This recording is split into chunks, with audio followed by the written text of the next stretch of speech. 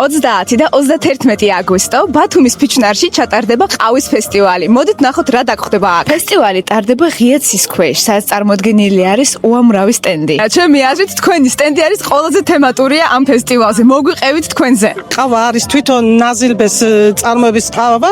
ჩვენს ხელვაჩავსი გვაქვს ჩვენი ყავის აპარატები, სადაც იფრქვევა აიყავა. ობუსტას ყავა მოდის, ირჩევა ადგილზე მოხალული, თვითონ ადგილზევე აგი იფრქვევა. ანუ შეგვიძლია ვთქვათ, რომ ეს არის ნამდვილი აჭარული ყავა.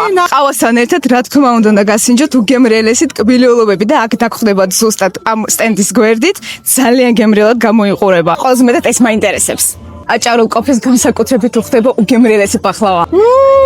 აქ შეგიძლიათ გადაიხოთ გიფები და სურათები. ულამაზესი ხელნაკეთი სამკაულები. თქმა უნდა დაგხვდებათ ყავა ქვიშაზე. ცოცხალი მუსიკა მზის ჩასის ფონზე. ასევე რომელი ფესტივალია კაი ჭამის მის გარეშე. აქვე დაგხვდებათ უგემრიელესი აზიური ნილოსები. ლუდი, სნექები და ხოთ-დოგები.